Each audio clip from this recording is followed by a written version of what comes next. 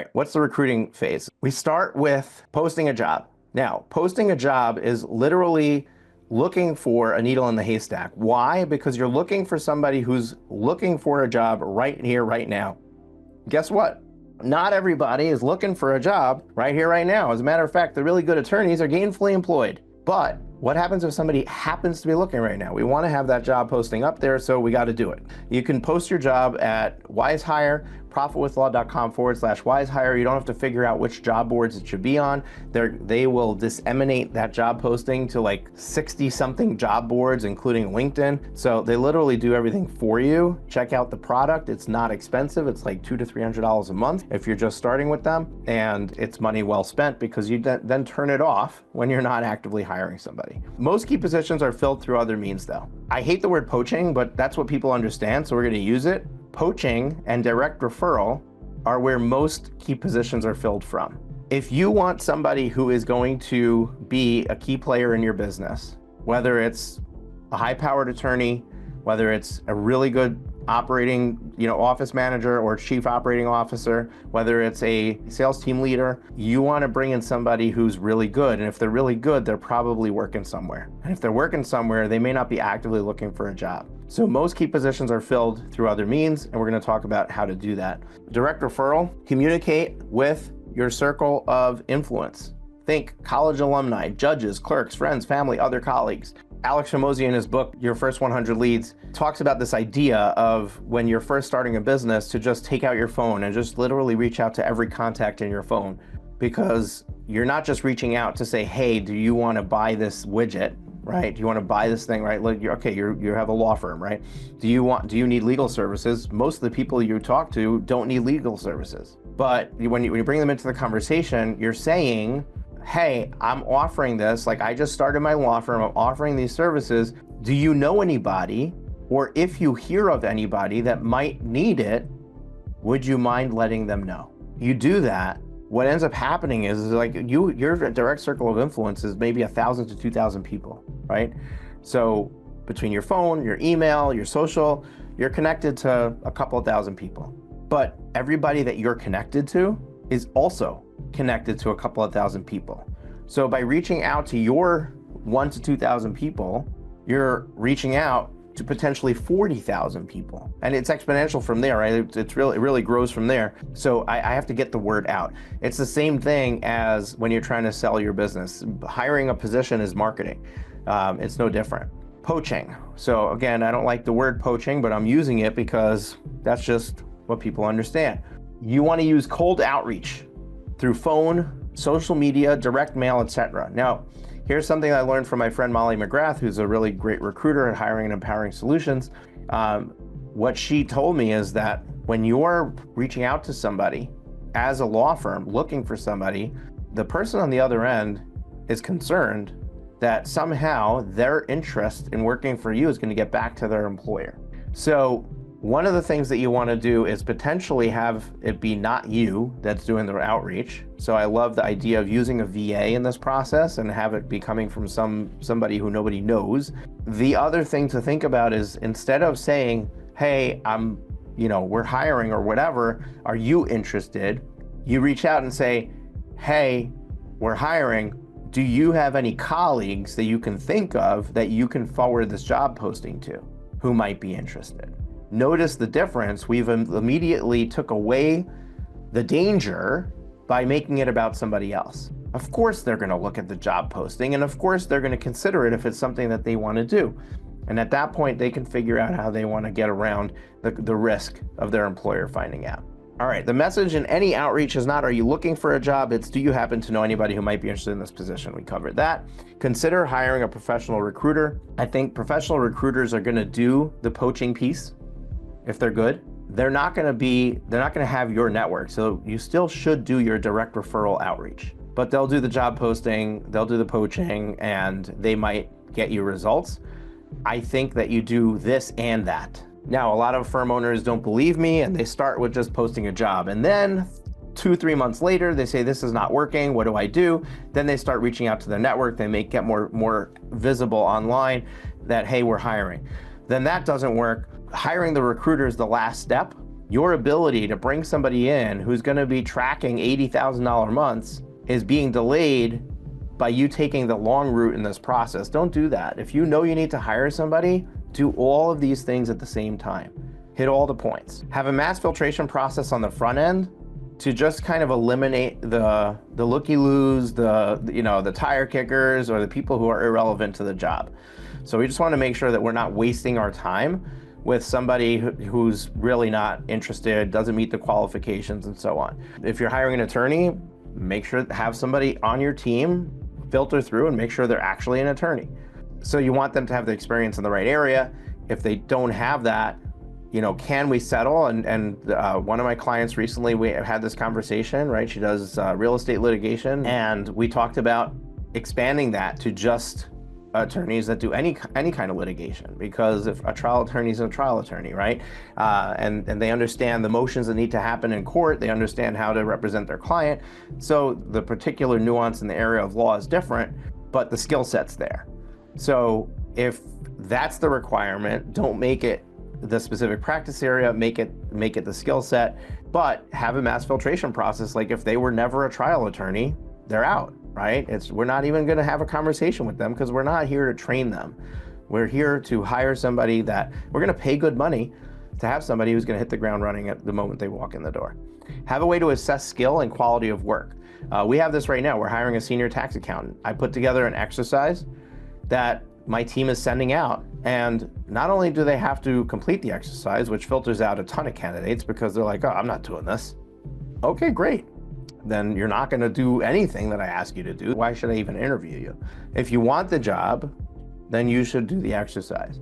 And then when they do the exercise, now I can look at it and I can assess, were they diligent in looking at this? Did they consider all the angles? Did they, and the exercise I gave for the nerds in the room is fill out the form for a home office deduction.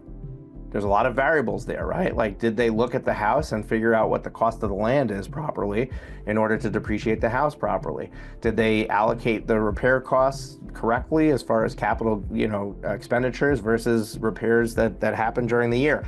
So there's all these little monkey wrenches thrown into that little exercise that seems pretty straightforward and simple, but it's going to really help me see the cream rise to the top, right? It's going to really help me see that somebody who's putting in that application knows what they're doing, knows what they're talking about. As a matter of fact, we got a submission where they filled out the form, but they didn't send any backup information of how they arrived at the numbers.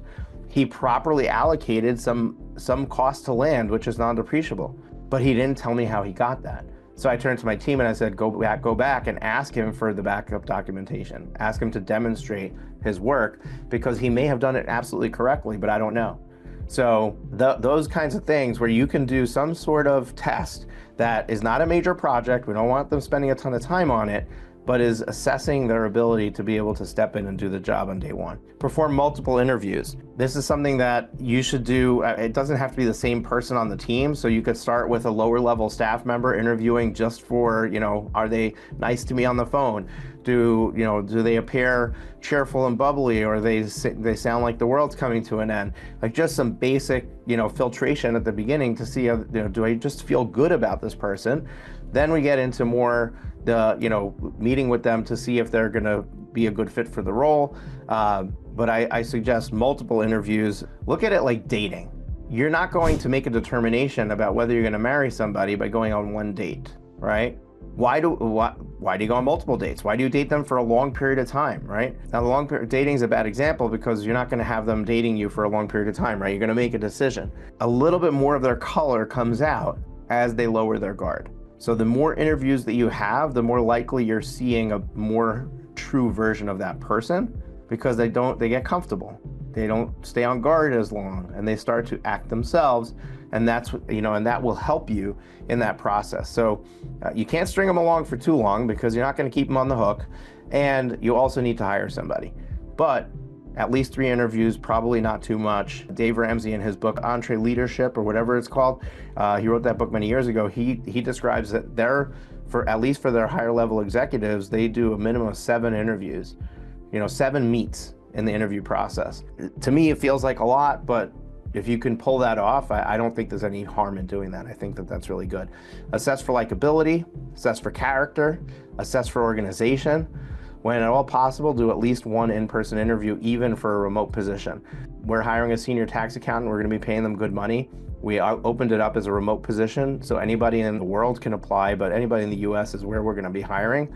Most likely, when I make that decision, we're going to fly that person here so that I can meet them in person before I make that hiring decision. It's worth it to spend a day and a few $1,000s to avoid a bad hire. We use the Kobe assessment. So Kobe has a right fit assessment. The manager takes a Kobe C assessment, and the candidate takes a Kobe A assessment. And then we match the two.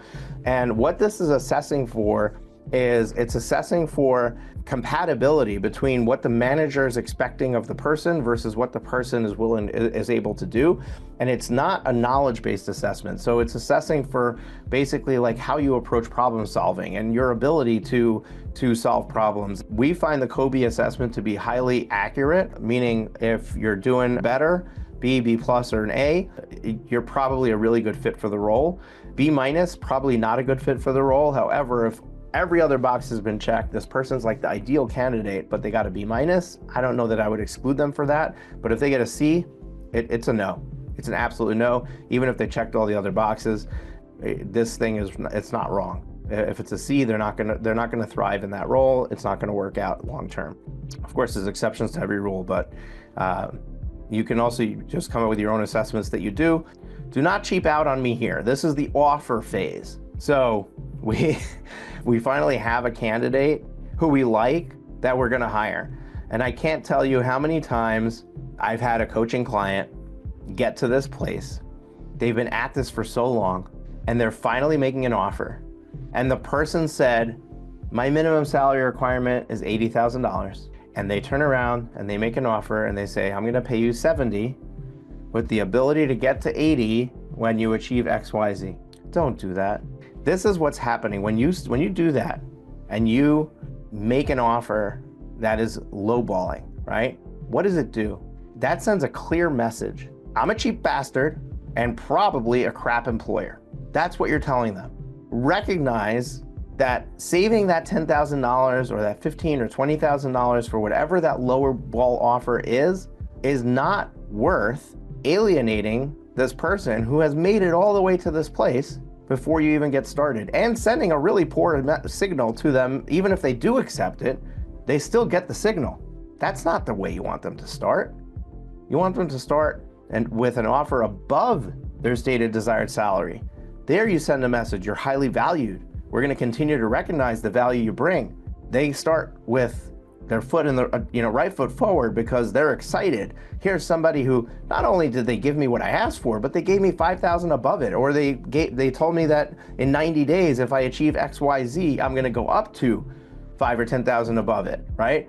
That is how you start off on the right foot with somebody. So the only exception is if you've had clear communication with them and you basically presented them with this idea and you said, I don't want to assume your situation. Would you prefer that I tie more of your salary to performance and less of a base? Or would you prefer that the base is higher? And if you have clear conversation around it and they prefer to be more performance-based compensation, then you can totally do it as long as your performance-based compensation is going to get them where they want to go and it's fair. But don't alienate your top candidate. You're finally at the finish line.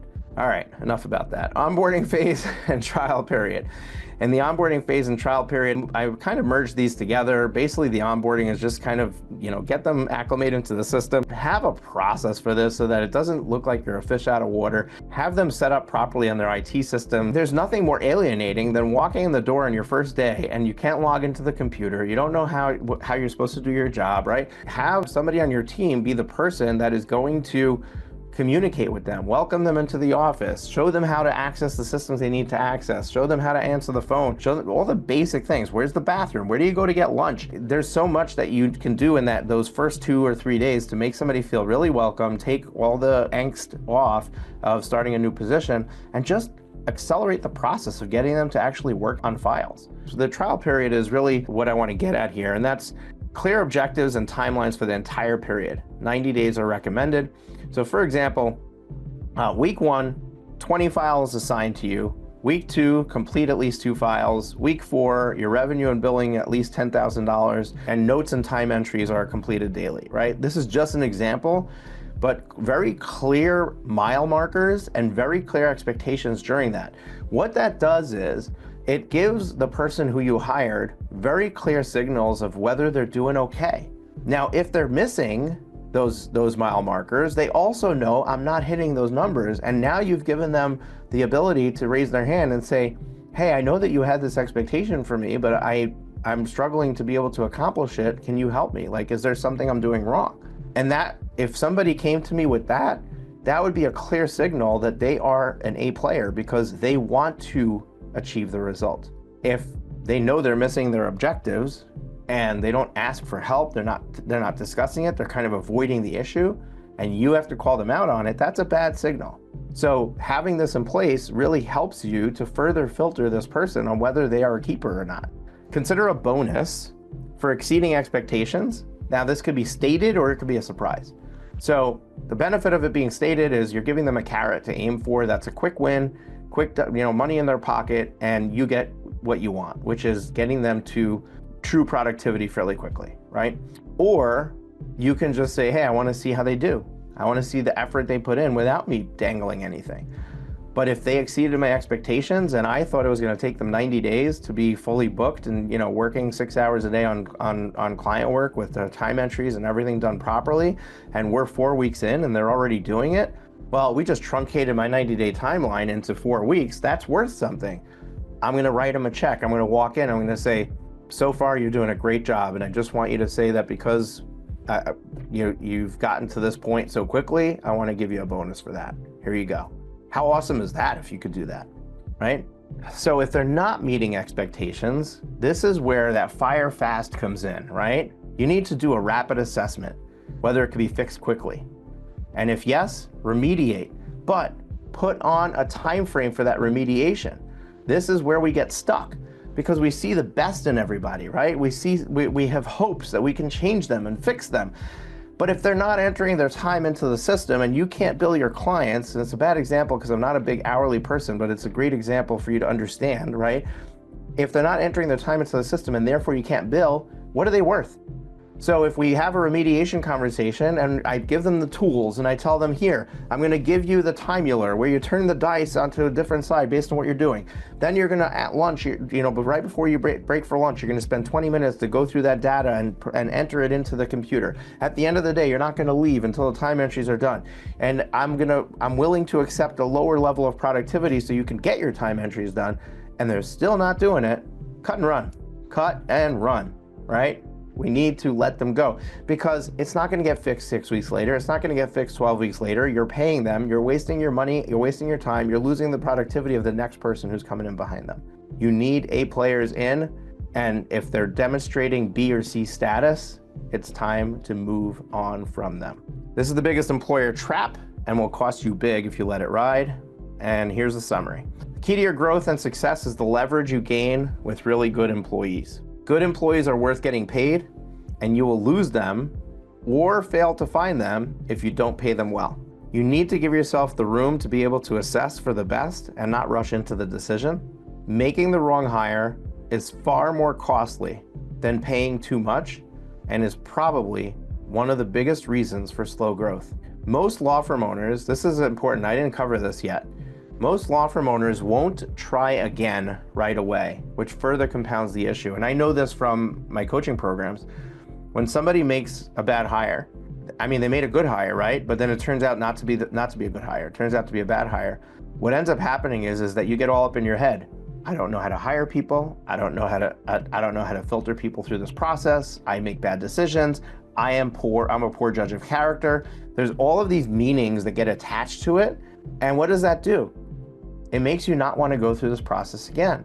The problem is that you need to find a good person in order to move the needle forward in your business.